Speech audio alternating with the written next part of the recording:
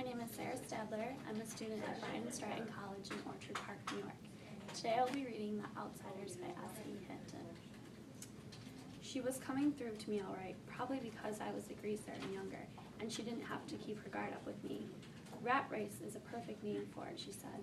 We're always going and going and going, and never asking where. Did you ever hear of having more than you wanted, so that you couldn't want anything else? And then she started looking for something else. What would you like?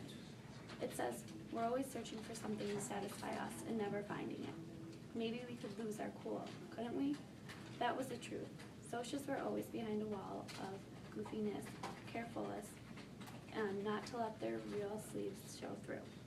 I had been a social club rumble once. The socials even fought coldly and practically and impersonally. That's why we got separated, I said. It's not the money, it's the feeling. You don't feel anything, and we feel so violated. And she was trying to hide the smile. That's probably why we had to take turns getting our names on the paper. Two-Bit and Marcia weren't even listening to us. They were engaged in some wild conversation that made no sense to anyone but ourselves. I have quite a rep for being quiet, almost as quiet as Johnny. Two-Bit always said he wondered why Johnny and I were such good buddies. You must make some interesting conversation, he'd say, cooking with one eyebrow. You keeping your mouth shut and Johnny not saying anything. But Johnny and I understood each other without saying anything. Nobody but Soda could really get me talking, till I met Cherry Valance. I don't know why I could talk to her, maybe for the same reason she could talk to me. The first thing I knew was telling her about Mickey Mouse, Soda's horses. I never told anyone about Soda's horse, it was personal. Soda had this buckskin horse, only it wasn't his. It belonged to a guy who kept it at the stables where Soda used to work. Mickey Mouse was Soda's horse, though. The first day Soda saw him, he said, "There's my horse," and I never doubted it. I was about 10 then. Soda caught this horse crazy. I mean it. He's always hanging around the stables, rodeos, hoping on a horse every time he gets a chance. When I was 10, I thought that Mickey Mouse and Soda looked alike, and we were alike.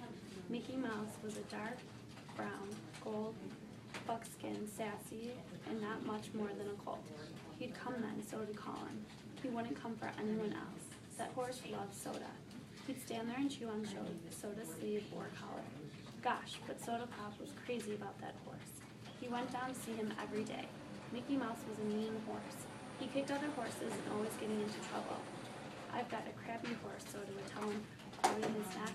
"How come you're so mean, Mickey Mouse?" Mickey Mouse would just chew on his sleeve and sometimes nip him, but not too hard. He may have belonged to another guy, but he was Soda's horse. Does Soda still have him?" Cherry asked. "He got sold," I said. "They came for him one day and they took off. He was a real valuable horse, pure quarter." She didn't say anything else, and I was glad.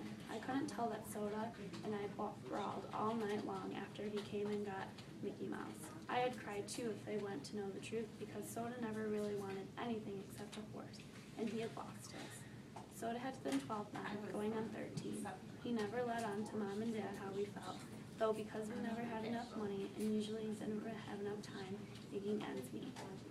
When you're 13 in our neighborhood, you know the score. I kept saving my money for a year, thinking that someday I could buy Mickey Mouse back for Soda. You're not so smart when you're 10 years old. "You read a lot, don't you, pony boy?" Cherry asked. I was startled. "Yes, why?" She kind of shook. I could just tell. "I'll bet you watch sunsets too."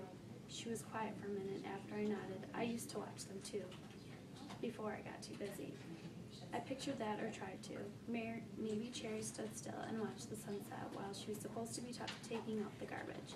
Stood there and watched and forgot everything else until Big Brother screamed to her and hurried up.